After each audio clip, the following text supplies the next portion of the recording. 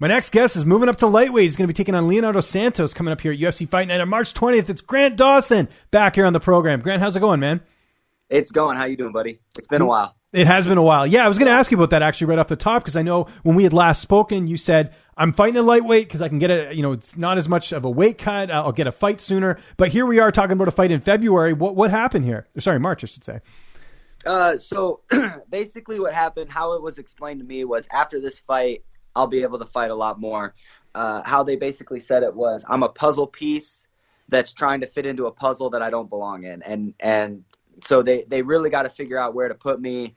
I feel like with a big win over Santos, it's going to be legends and rankings from here on out. So I feel like I'll be able to have more fights in 2021 than I did in 2020. Were there any fights in between there that just didn't work out, or was it just always the case they're like, just wait, we'll find you an opponent, you got to sit on the sidelines?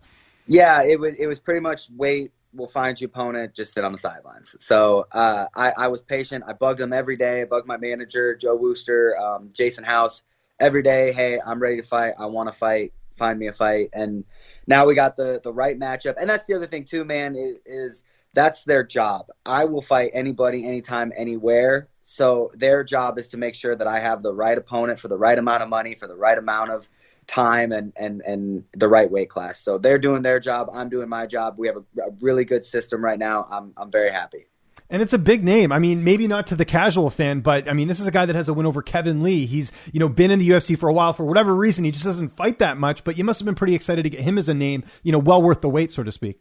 Yeah, I saw him fight in Abu Dhabi, and I was, impressed. I saw he fought an undefeated kid, an undefeated Russian dude, and he beat him, pretty handily. So I knew he was going to be a challenge. I'm really excited about this matchup. And you said the casual fan, I've been getting a lot of messages, whether it's negative or positive, about this fight, saying people are excited for this fight, or people are saying I'm going to lose this fight. Like, I haven't gotten that. And then that excites me. It's really been, all my fights have been unknowns. My friends will say, and the hardcore fans will say, good luck and whatnot. But now there's controversy. There's people out there that actually believe that he can beat me. And so that excites me. That gets me going, and that gets me ready to rock. Yeah, because I was going to say he's I believe he's training partners with Aldo, or he's friends with him. I remember seeing him at one of Aldo's fights. I think he was cornering him or something. So that you get your first taste of the Brazilian fans coming after you, right? I don't think you've had that before.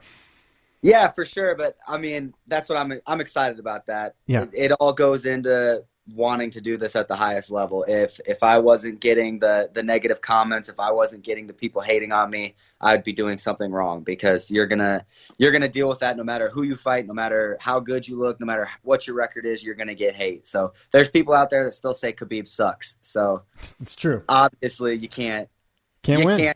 To heart. That's true. Let's talk about your camp, man. You guys have been on a roll lately, starting with Julian Marquez's comeback win, Derek Minner over Rosa. Like, what's the vibe like in the gym right now? We got Megan fighting this weekend. Everything must be, A+ right now, because everyone's kind of has fights, and there's been some wins there too.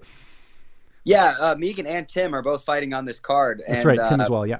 Yep, we've all been killing it together, man. The gym has been packed. It's almost been annoying because we keep running into each other, and there's so many fights going on, and it's cool because, like, I've been training with these guys, the same guys, for the last 7 years. I've been training with all these people, but them now being in the UFC, me being in the UFC, all these big UFC fights coming up, it's almost like you're training with different training partners. It's almost like there's a little bit more elevation, a little bit more like fighting for that number one spot, and that, whatever you want to call it, and I love it. It's great.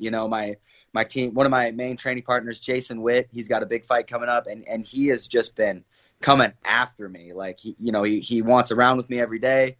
He's trying to beat me up in a safe way, but he's trying to beat me up every day. He's trying to come after me, and I absolutely love the energy and the vibe that we're having right now. And I do think it's because we have so many big fights coming up, and everybody's so excited about it.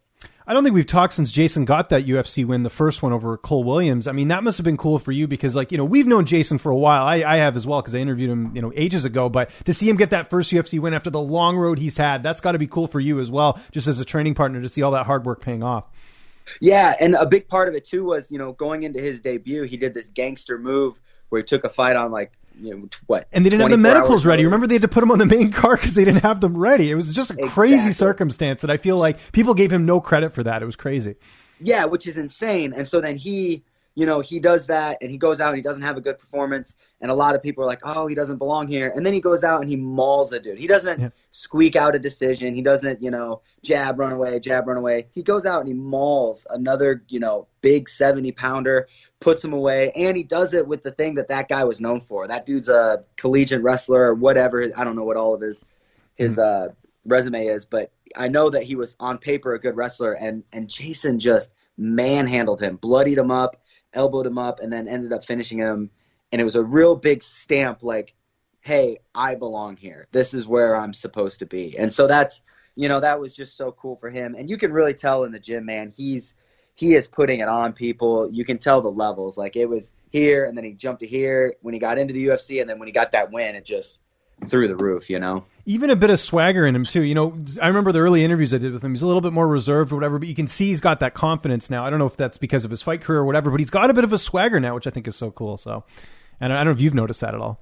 Yeah, for sure. And a lot of it is him just growing up. And I know that's weird for me to say since he's older than I am. Right. Well, I'm just like, he's No, I know married exactly now. what you mean. Yeah. Yeah, he's got a house, he's got dogs, he's not, you know, some kid that's trying to make it. You know, he's the guy. Like he's going in, he's getting ready to fight these big fights, and I really do think that he has the potential to be a superstar someday. I really do. Yeah, no, well said. How much nicer is this camp? Not cutting that extra weight to featherweight. You're fighting at lightweight. It must be a lot better. Yeah, it has been. It really has been a lot better. I've been eating a lot more, which is just fantastic. I have the best nutritionist in the game, Tyler Mitten, the Melee way or however he says it. Yeah. I absolutely love it. The one thing I will say, though, is I've kicked my strength and conditioning up to more days a week. I do it like 3 days a week now, and that has been rough. We're about 3 weeks out, so we're going to start toning it down, and I'm actually really, really excited to tone down the training. It's almost like a fear that these people are going to be bigger than me just coming up from featherweight to lightweight. And I know that's not true. I know I'm stronger than these guys. I know I'm going to manhandle these guys like they're children, but there's still that like stigma behind coming up a weight class that they're going to be bigger. And I know that I have to nip that in the bud early, and I'm going to show it. James Krause will be in your corner. Who else is going to be in the cage with you that night? So I'm bringing up Kevin Kroom as always. He'll always be in my corner unless he's got a fight. And then I'm bringing up one of my main training partners, Devin Weber. He's a 70-pounder. He's talking about going to 55. He's had a couple of bumps and bruises along in his career, but he is so good, man. His wrestling is just ridiculous. He's basically built like me. He fights like me at 170. So I've been training a lot with him just to get used to the size of 55ers. And I'm going to bring him up, so it'll be the three of us up there. Very cool. How's this fight playing out on March 20th? Man, it's going to be, you know, the thing that I keep telling people is that he's going to be bigger than I'm used to. He's going to have more experience than I'm used to. He's going to be faster than I'm used to, and I'm still going to make this look easy. Once I get done with him, people are going to wonder why they ever doubted me. So you get the indication here that, you know, especially if you go out there and win on March 20th, you're going to get a fight relatively close. Depending on how it goes, like you kind of get that sense the UFC is going to do a better job of booking you for next time out? I think so. I think a part of it has been the UFC, and a part of it has been me not being able to, you know, be ready. And then it's just so like it. I think they wanted to turn me around at 45 fast. You know, we got names like Arnold Allen kind of thrown at us. And whatnot, but we told them like, hey, we can't make 45 anymore. We're just too big. We have to go to 155. So then you really got to be careful because you don't want to throw me into the mix with, you know, somebody like a no name, and you don't want to throw me in there with somebody like I haven't really earned a shot at the top 15 yet at 155. I feel like a win over Santos, like I said before, it's only rankings and legends from here on out. I got a name that I'm going to call afterward, but I'll hope that they book me again soon. Okay. Well, we'll look forward to that. Downtime, what's that looking like right now? What are you and your girl getting up to, you know, during camp? Are you watching any Netflix? What are you doing right now?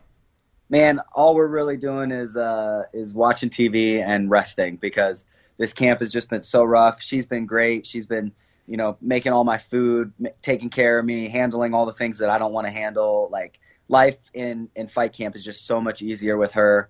and it's absolutely great. So really, it's just been resting and waiting to go back to the gym. Grant, can't wait for this fight, man. March 20th, UFC Fight Night. Anyone you want to thank? Any sponsors? Any social media? I'll give you the last word. Guys, just follow me on Instagram. Also, I have a new YouTube channel up. I am vlogging my entire fight camp. So if you guys want to see how my fight camp is going, the type of training partners, what I eat, what I do, go on. It's KGD-TV. Go on, check that out. It can also just be KGD Camp. You'll be able to find it. I got to give a big shout out to my coaches. James Krause, he's amazing.